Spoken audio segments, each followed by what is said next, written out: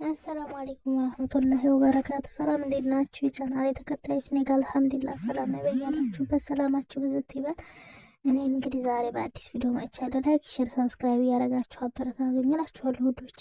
እስኪ ላይክ፣ ሼር፣ ሰብስክራይብ አድርጉኝ። እውነት ይኸው እኔ እንግዲህ 1 ዓመት ሊሆነው ነው ቻናሉ ተተከፈተ ማለት ነው። ፌርሜላ ግን እዛና በሽካ እየተገላበጠኝ በ2 ወር 3 ወር ባልሞላው ቅጽበት 50 ሺህ እኔን እንኳን እንዲሽ አስገቡኝ እንጂ ወዶች የስደት እህታችሁ ጓደኛችሁ ነኝ። እሺ ወዶች ላይክ ሼር ሰብስክራይብ እያደረጋችሁ ብታበረታቱኝ ምን አለበት እና ዱአ አረግላችኋለሁ።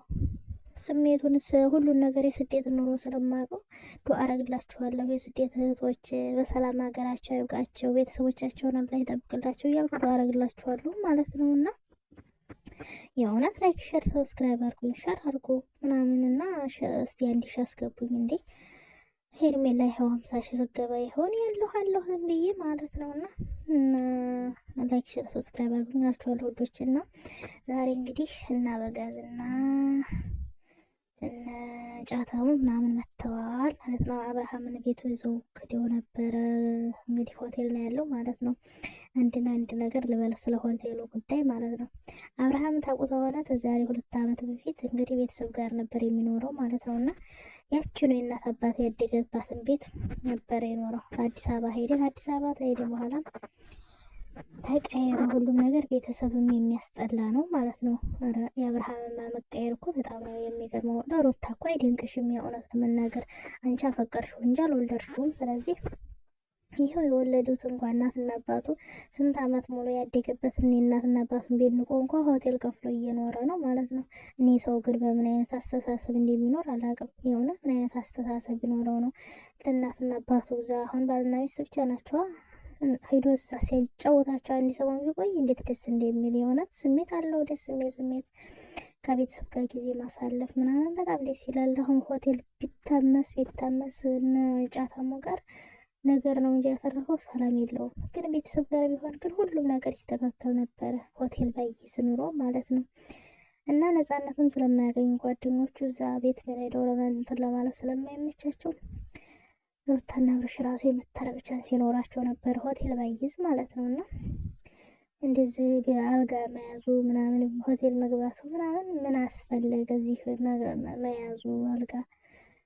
እና በጣም ነው የሚገርመው ማለት ብዙ ነገር ያሳለፍበት ስለሆነ ቤትና እናትና አባት ቤት ባይመች እንኳ ይመቻል፣ ሰላም አለው ምናምን ማለት ነው። ሲሆን ገዝታ እዛ አልጋም ከሌለህ የድሬት አልጋ ትንሽ ናት። ፎቶ ምናምን ቪዲዮ ምናምን ሲሰራ ነበረ እዛ ፕራንክ ምናምን። ስለዚህ ይሄ እናትና አባት ቤት የእናት አባት ቤት አቧራው ይመቻል እንኳን ከተማ እንደዚህ የተስተካከለ ምናምን ሲሆን ማለት ነው። የእውነት እንነጋገር ተተባባለ። አብርሽ እንደው ጠግበሃል። ሩታን ብቻ ሳይሆን ያስተዋህ ይሄ ማገኘት እናትና አባትህን ሁሉ ረስተሃል ማለት ነው። ሰው የመጣበትን አይረሳም። የእውነት ለመናገር መርሳት የለብንም። እና ወደ ሌላው ወደ ዛሬው ልግባላችሁ። ወሬው ልተውና ይህም ወሬ ነው እንግዲህ ፍሬ የለውም እና ማለት ነው። አበጋዝን በቃ እንግዲህ ዛሬ ዲከምከም እንዲያልክ መድኃኒት እንዲሰጥህ ሄርሜላ ትቅር እዚህ ትደር እያሉት ነው ማለት ነው። ምን ትላላችሁ ጋይስ? ኮሜንት አስቀምጡ። እና መድኃኒቱን የምትሰጠው እሷ ናት እንዲነቃ ምናምን እንዲድን አሉ። ከዛ እና ቤርሆዬ ማለት ነው። እና በቃ እንግዲህ እንትና ሄርሜላ ትደር ሁላችንም እንሄድ ተባባሉ ማለት ነው። ሙዲያቸው ከዛ እንግዲህ አብርሽ መናገር ችግር አለበት።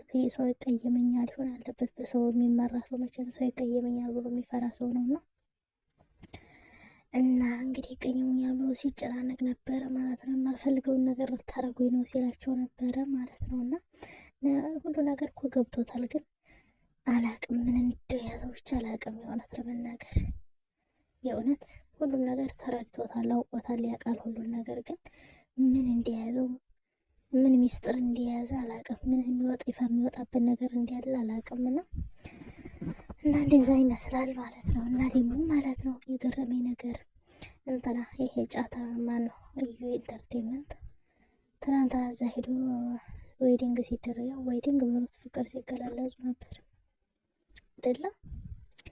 እና እዛ ሄዶ ሲያጨበጭብ ነበረ። እንዲህ አድርጎ እያለ ሲል ነበረ ማለት ነው።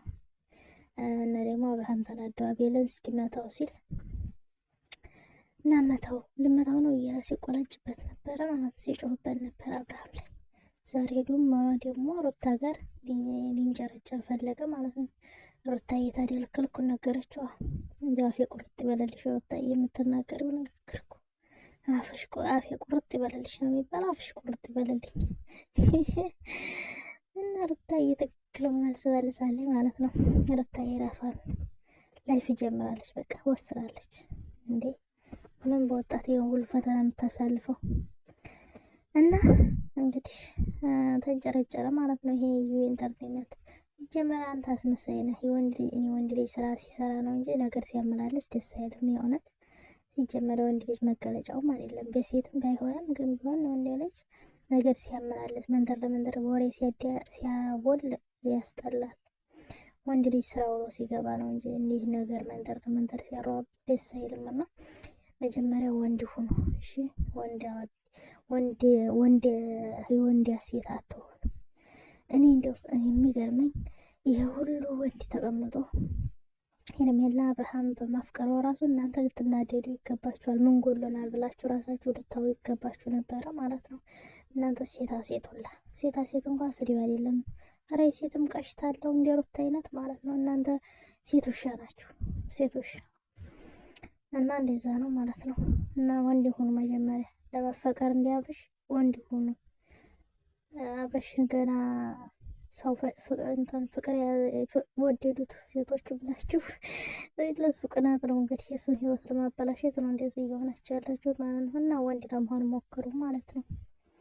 የወታጅራ ልጆች ወንድ ሆኑ፣ ሴት ውሻ አትሆኑ። የሴት ልጅ አይገልጻችሁም። ሴት ልጅ እንደ ሩታ አይነት ቀሽት እኮ ሞልቷል። ስለዚህ እናንተ ውሻ ናችሁ፣ ሴት ውሾች ማለት ነው። ነገር ተወዲያ አታቀባብሉ፣ አታጣሉ። ሲጀመር ባልና ሚስት መሀል ገብታችሁ አንተ ለዛ ተወግን አንተ ለዛ ተወግን አይባልም። ሲጀመር ልጃቸው ያገናኛቸዋል። በአንድ ባይኖሩ ራሱ ልጃቸው ያገናኛቸዋል። እና ይሄና ለትርፍ ነው ማለት ነው። ደግሞ ቢኒያም ትክክለኛውን ነገር የያዘው ቢኒያም ነው። ሩታ ጥፋት የለባትም እስካሁን ድረስ